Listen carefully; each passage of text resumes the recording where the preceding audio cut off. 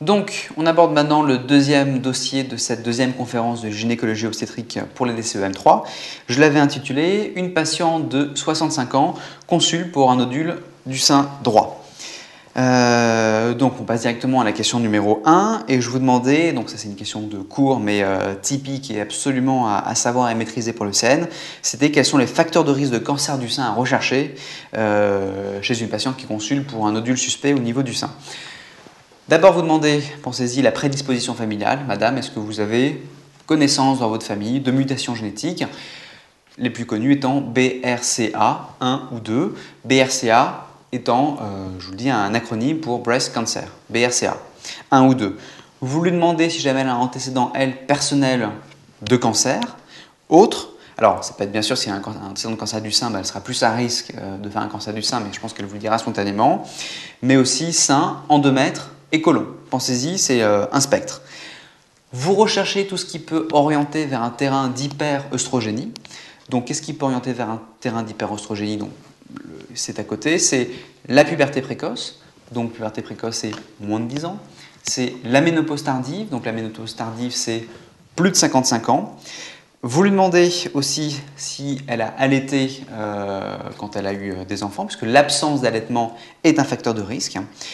Vous lui demandez aussi sa parité, combien elle a d'enfants. Et l'âge de la première grossesse, puisqu'on sait qu'une faible parité et un âge de la première grossesse à la première grossesse au-delà de 30 ans sont des facteurs de risque de cancer du sein via l'hyperœstrogénie. Vous lui demandez aussi, si jamais vous ne la connaissez pas, que ce n'est pas vous qui la suivez, si jamais elle n'a pas un antécédent de mastopathie avec hyperplasie atypique, c'est important à savoir et c'est un facteur de risque connu donc à mettre. Et vous lui demandez aussi un petit peu son niveau socio-économique, puisqu'on sait que les hauts niveaux socio-économiques sont plus associés au cancer du sein.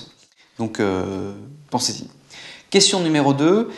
Je vous posais là encore une question de cours assez typique, assez basique. Je pense que là, vous avez bien répondu. C'était à qui s'adresse le dépistage de masse du cancer du sein en France et quelles en sont les modalités. Donc, il faut savoir qu'en France, par cœur, hein, le dépistage du cancer du sein s'adresse à toutes les patientes de 50 à 74 ans. Toutes doivent recevoir une convocation pour faire un dépistage. Ça consiste en une mammographie des deux seins. Au niveau de chaque sein, il y aura 2 incidences, de face et oblique externe, avec lecture par 2 radiologues différents pour limiter le risque de ne pas diagnostiquer une anomalie. Les radiologues qui participent à ce dépistage sont des radiologues habilités, ça veut dire, on pense, compétents. Il y a de lecture et c'est gratuit. Donc vraiment, c'est à savoir impérativement. Et cette mammographie est proposée tous les 2 ans. D'accord? 50, 74 ans, tous les 2 ans, 2 incidences. Question numéro 3. Madame R, finalement, elle n'a pas d'antécédent particulier, mais elle n'a pas vu son médecin depuis au moins 3 ans, son gynécologue. Vous suspectez donc un cancer du sein devant cette masse. Et donc là, je vous demandais de détailler votre examen physique. Alors, juste petit rappel, je pense qu'on avait dû vous le dire en méthodologie pour répondre aux questions pour l'examen classement national. Quand on vous dit détailler votre examen clinique, pensez bien à dire interrogatoire, examen physique. Et là, je vous disais directement l'examen physique. Donc, l'examen physique dit d'abord examen général. Vous pesez la patiente, vous prenez sa pression artérielle, sa fréquence cardiaque. Puis, vous lui demandez si jamais elle n'a pas maigri. Vous la pesez, vous recherchez une perte de poids. Bien que, alors ça c'est à rechercher pour tous les cancers, mais dans le cancer du sein, les patientes consultent avec un nodule. Généralement, il n'y a pas d'altération de la générale et donc on ne retrouve pas d'asthénie, d'anorexie, d'amaigrissement qu'on peut avoir par exemple pour un cancer de l'ovaire que l'on dépiste à un stade très avancé. Le cancer du sein, c'est un petit peu particulier. Vous allez inspecter les 2 seins. Vous inspectez les 2 seins, donc n'oubliez pas, donc d'abord c'est l'inspection, puis la palpation, et ça se fait la patiente étant assise, puis couchée. Donc ça c'est primordial, n'oubliez pas de le faire. Vous allez à la palpation apprécier le volume de la tumeur. Vous allez apprécier son envahissement en superficie au niveau de la peau. Donc pour voir si jamais il y a une adhérence à la peau, vous allez plisser la peau comme ça et puis vous allez regarder s'il y a la formation d'un petit méplat en regard de la tumeur. Et pour voir l'envahissement du plan profond, ça veut dire du muscle pectoral, vous allez faire ce qu'on appelle la manœuvre de Tillot, ça veut dire que vous allez dire à la patiente de mettre son bras comme ça, vous allez palper la tumeur et vous allez lui demander d'appuyer comme ça sur votre main et donc de contracter son pectoral. Et vous regardez quand elle contracte son pectoral, si jamais la tumeur est toujours mobile dans le sein ou si jamais elle est fixée au pectoral qui se contracte. Et comme ça vous permet de voir si jamais il y a un envahissement du plan profond. Donc ça, c'est important. Vous regardez toujours l'aspect du mamelon associé parce qu'on n'y pense pas forcément. Vous n'oubliez pas de palper, de rechercher des adénopathies. Donc en fait, comment vous faites? Vous demandez à la patiente de mettre ses mains comme ça, de les mettre sur vos épaules, donc elle est comme ça face à vous. Et puis vous pouvez palper comme ça les creux axillaires. Et puis aussi, vous regardez en susclaviculaire si jamais vous ne palpez pas des ganglions. Vous n'oubliez pas après de rechercher des métastases à distance. Vous recherchez des métastases hépatiques, vous faites une palpation abdominale, notamment au niveau de l'hypocontre droit. Et vous recherchez, si jamais elle n'a pas de douleurs osseuses, pour rechercher des métastases osseuses. Et puis vous faites une auscultation, enfin un examen pulmonaire avec palpation, percussion et auscultation pour rechercher une anomalie. Quelles informations recherche-t-on à l'examen clinique du mamelon? Alors au mamelon, vous allez à l'examen, alors vous savez que vous voyez une petite tumeur. Vous allez regarder à distance si jamais il n'y a pas déjà une autre localisation tumorale. Donc vous palpez bien le mamelon et vous recherchez sous le mamelon, il n'y aurait pas un deuxième nodule qui peut parfois passer inaperçu parce qu'on palpe moins bien sous le mamelon. Donc quand on le sait, il n'y a aucun problème, mais il faut y penser. Vous allez regarder aussi si jamais il n'y a pas une inflammation du mamelon et si jamais il n'y a pas un écoulement par le mamelon un petit peu sérosanglant qui pourrait traduire d'une atteinte au niveau des canaux galactophoriques. Donc pensez à le faire systématiquement. Alors, question 4, donc c'est une question avec une iconographie. Je vous demandais d'interpréter les clichés suivants, donc celui-ci et celui-ci. Donc on va d'abord commencer par le premier que vous voyez là. Donc quand on vous demande d'interpréter un examen, il faut toujours commencer, comme je l'avais dit précédemment, par détailler le type d'examen c'est. Donc là, c'est une mammographie. Ce qu'on voit là comme cliché, c'est une mammographie de face. On voit la forme comme ça, arrondie, sans visualiser le muscle derrière, à ce niveau-là. Donc ça, c'est un cliché de face. Je ne sais pas si vous êtes déjà passé en gynécologie et en cancérologie, mais la mammographie de face, pour savoir de quel côté c'est, en fait, c'est une convention. Il faut imaginer que vous voyez l'image en fait en regardant comme ça du dessus. Ça veut dire que le cliché que vous voyez à ce niveau-là, donc je vous le marquais, c'est la face droite, vous voyez du dessus. Donc ça veut dire que là, ça c'est l'avant, que ça c'est plutôt vers le thorax, et que donc ce côté-là c'est le côté externe, donc droit, et que ça c'est le côté interne. Si jamais on regarde ici où c'est le côté gauche, je vous l'ai marqué ici, face gauche, eh bien dans ce cas-là, si jamais vous regardez par le dessus votre sein gauche, à ce niveau-là, ça c'est vers l'avant, excusez-moi j'ai changé, hop, ici c'est vers l'extérieur, et ici c'est vers l'intérieur. Donc, ce qu'on peut dire ici, c'est une mammographie avec les clichés de face droit, face gauche, enfin, sein droit, sein gauche, et qu'il y a à ce niveau-là, donc dans le cadran plutôt externe, une opacité spiculée à centre dense. Donc là, à partir du moment où vous coupez le sein en deux et que vous dites qu'elle est de ce côté-là, vous pouvez dire, en regardant votre sein, qu'elle est plutôt externe. Mais vous ne savez pas si jamais elle est supéro ou inférieure, puisque c'est une coupe comme ça. Donc c'est pour ça que l'on fait le cliché oblique.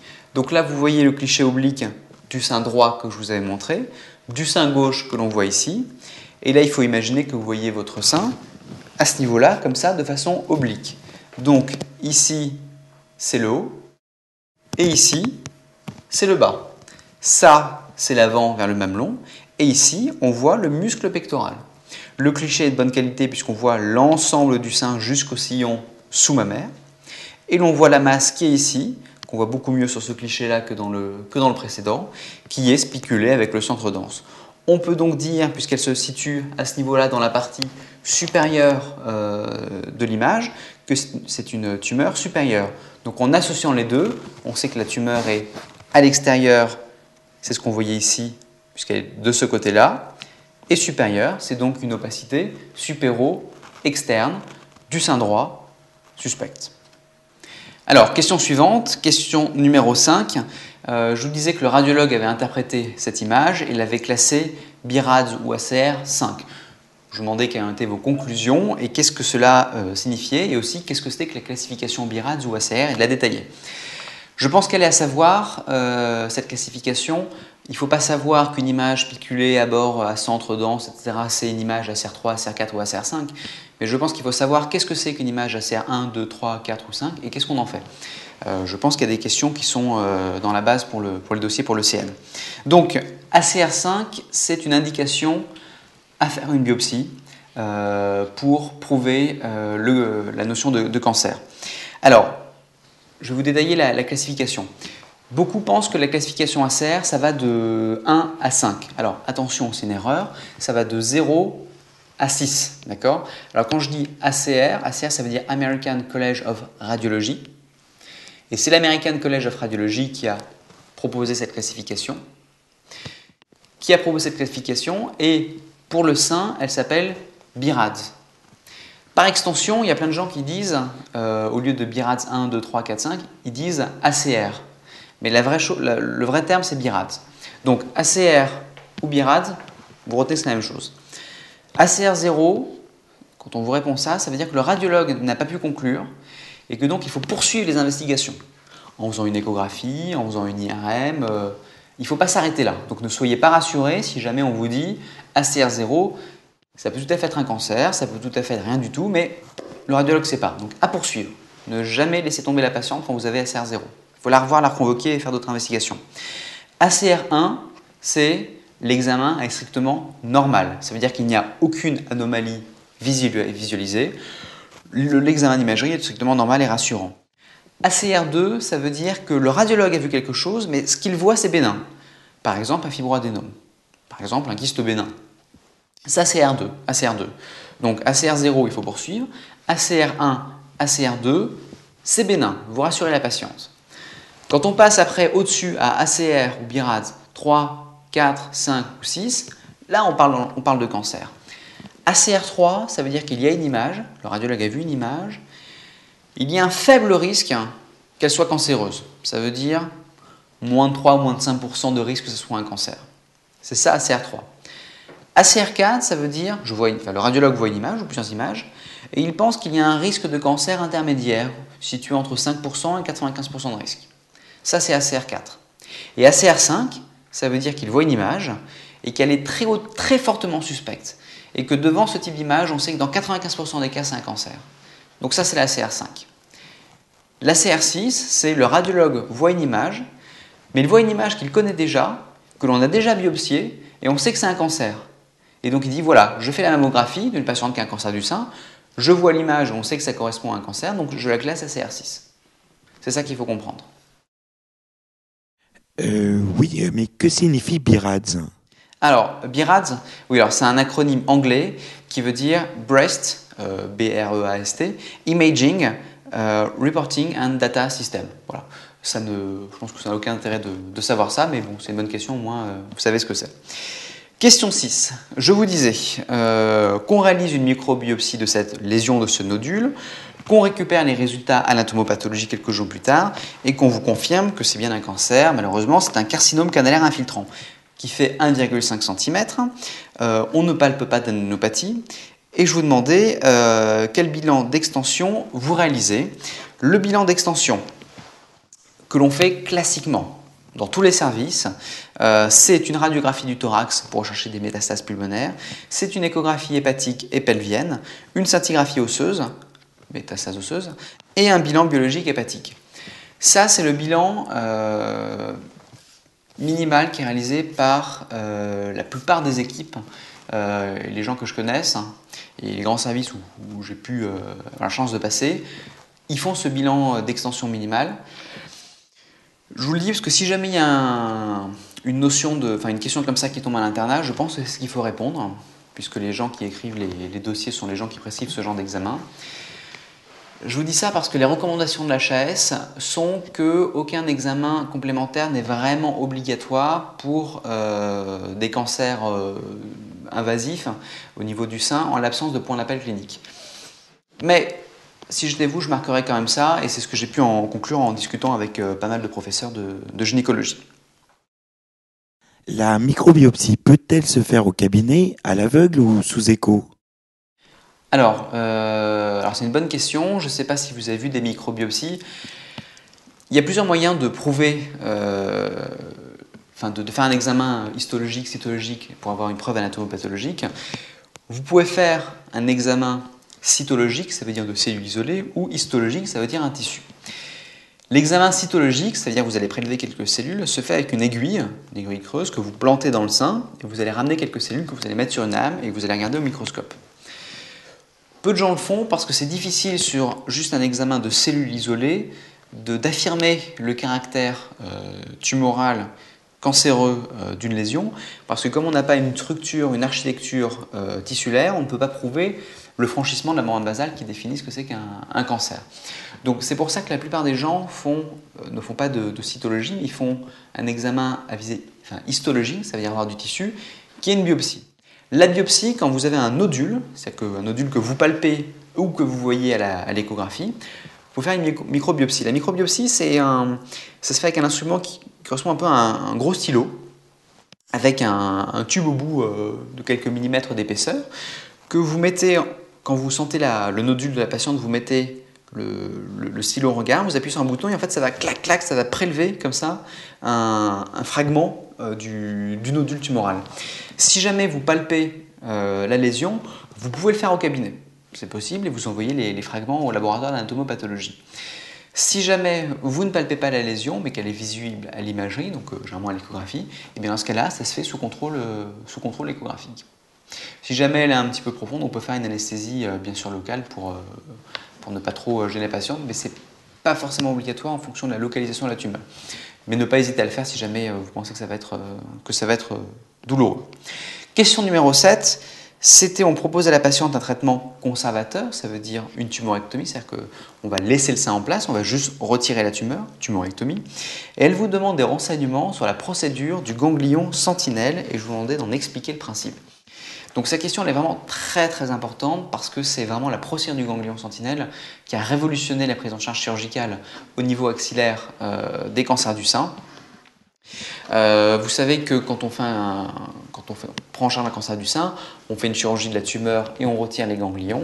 Et avant, ce qu'on faisait, c'est qu'on retirait tous les ganglions du creux axillaire pour les analyser tous et savoir si jamais ils étaient envahis.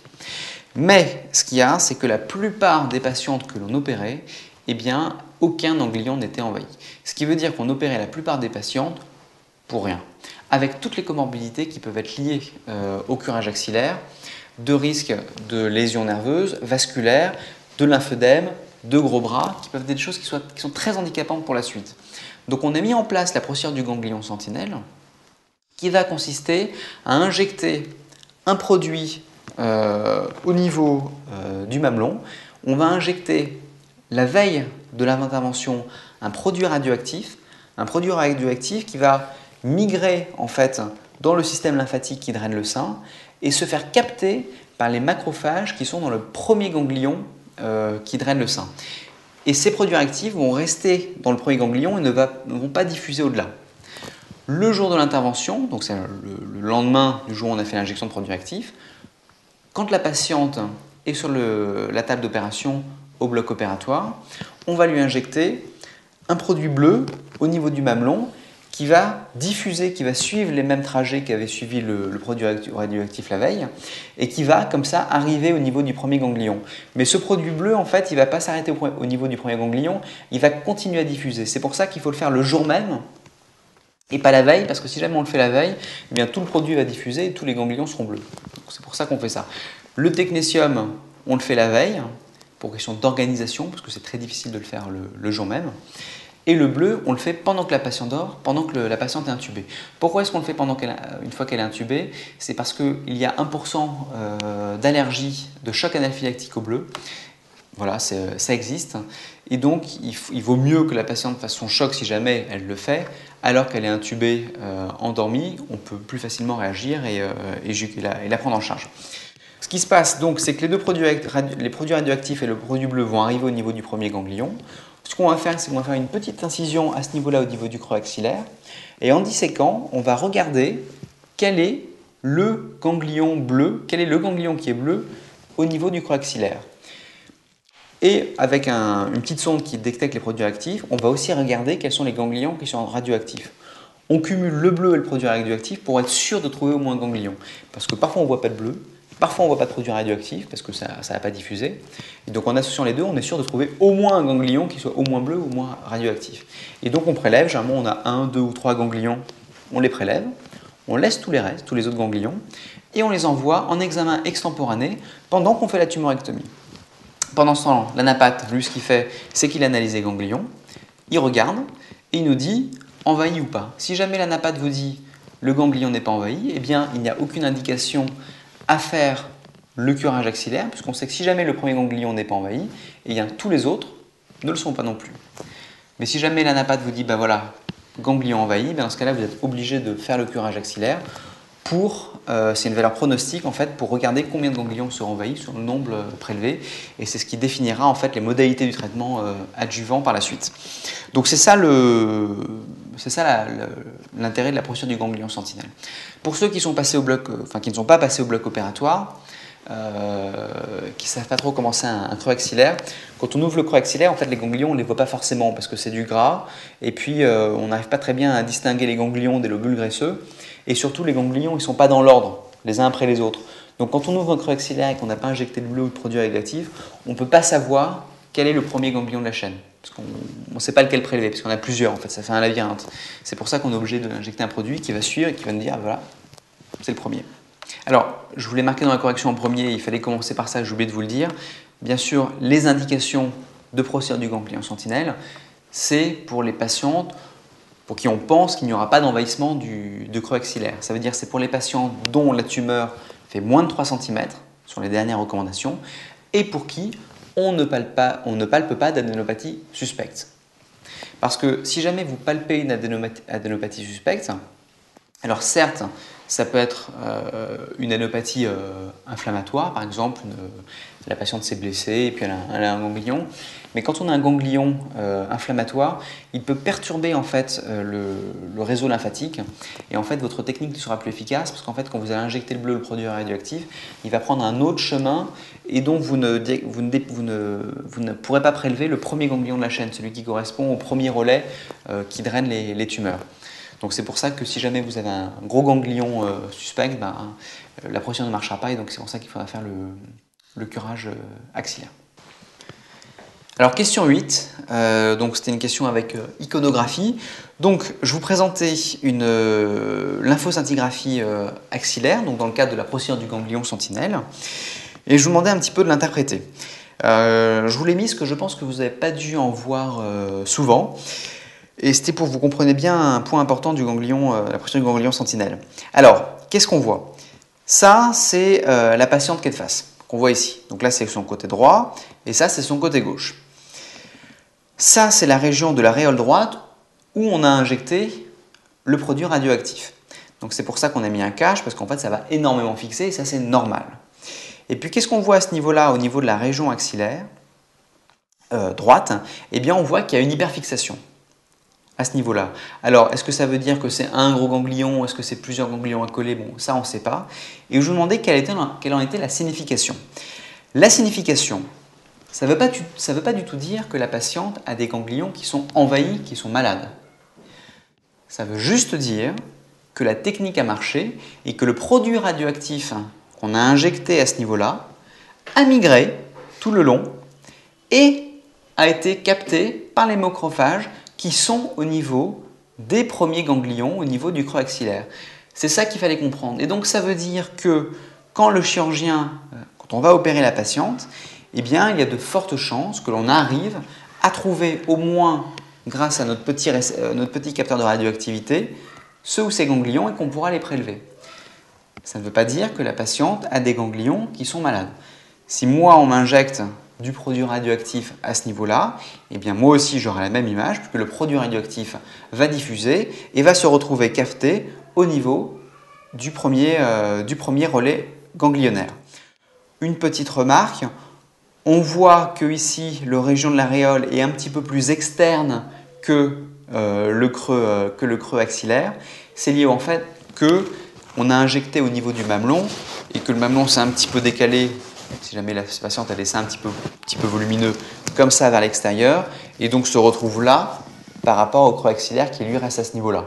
C'est pour ça qu'on a l'impression que l'injection est un petit peu plus latérale, mais en fait c'est juste lié à la mobilisation du sein. Comment les différencier des ganglions pathologiques? Alors justement, là, on ne peut pas savoir avec cet examen si jamais les ganglions sont pathologiques ou pas, s'ils sont atteints. On peut juste dire, on a injecté du produit radioactif, il a diffusé à ce niveau-là, il a fixé, donc il y a des ganglions qui ont fixé. On pourra définir si jamais ils sont envahis lors de l'acte chirurgical, où on va faire une petite incision à ce niveau-là. On va prélever les ganglions qui sont à ce niveau-là, généralement c'est entre 1 et 3, généralement c'est plutôt 2. On va les envoyer à l'anatomopathologiste, et c'est l'anatomopathologiste qui va nous dire ganglion envahi ou pas. Mais on ne peut pas le dire en visualisant ce cliché-là. Ça c'est bien clair.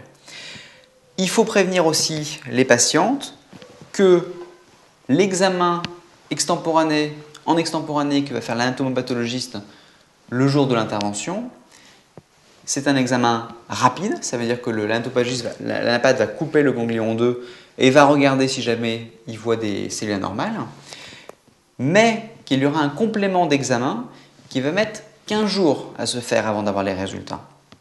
Donc, quand la patiente se réveillera, on lui dira écoutez, le premier examen qui a été fait est négatif, donc on vous a ou pas fait de curage axillaire. Mais si jamais on ne lui a pas fait de curage axillaire, il faut bien lui dire que pendant 15 jours encore, il va y avoir d'autres analyses qui vont être faites et que, quand on la reverra dans 15 jours pour lui donner les résultats définitifs, eh bien, il y a un risque sur 5, un risque sur 4 à peu près, que finalement, à l'examen définitif, on ait trouvé des petites cellules ou des métastases au niveau des ganglions axillaires et que donc il faille réopérer la patiente pour faire le curage axillaire définitif. Donc il faut la prévenir. Donc question 9, je vous disais que vous récupérez le bilan complet et que la classification était T1, N1, M0. Qu'est-ce que cela signifie? Eh bien, alors c'est vraiment à connaître. TNM pour le cancer du sein, pour le CN, c'est primordial. T1, c'est que la tumeur fait moins de 2 cm. N1, ça veut dire qu'il y a une adénopathie axillaire homolatérale, mais qu'elle n'est pas fixée. Voilà.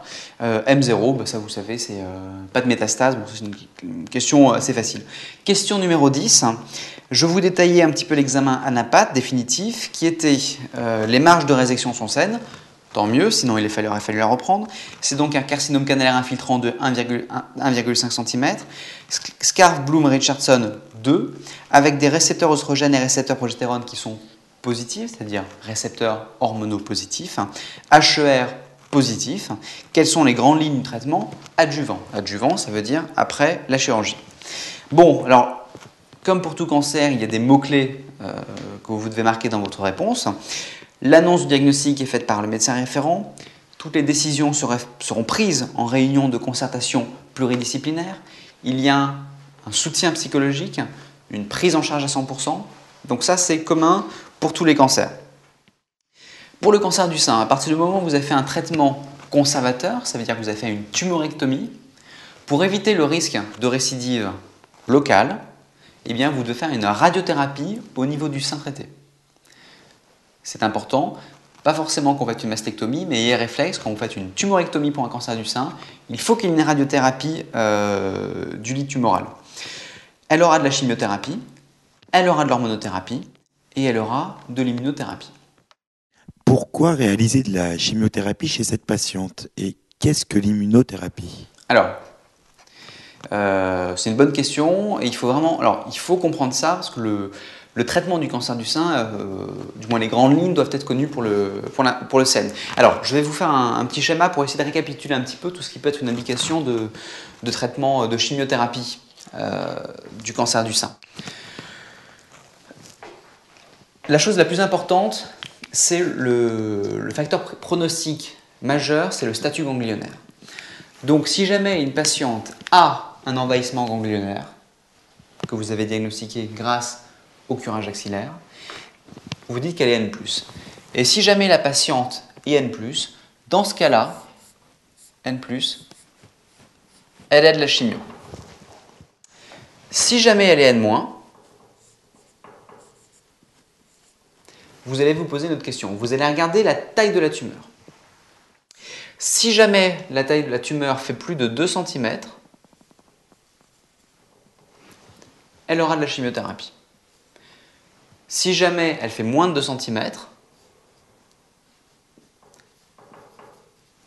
pas forcément. Vous allez regarder les récepteurs hormonaux. Les récepteurs hormonaux, c'est ce que vous voyez sur les comptes rendus avec marqué RH. Dans les récepteurs hormonaux, on entend récepteur œstrogène, ce que vous voyez dans les comptes rendus RO, et récepteur progestérone, ce que vous voyez RP. Ce qui compte, pour simplifier, ce sont les récepteurs aux œstrogènes.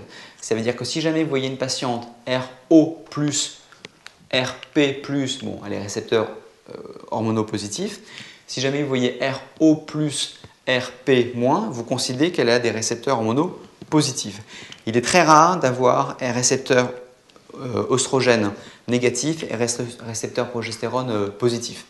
Donc regardez le RO, récepteur oestrogène, si jamais vous n'avez pas RH. Si jamais elle a des récepteurs hormonaux qui sont négatifs, hop, dans ce cas-là, elle aura de la chimiothérapie.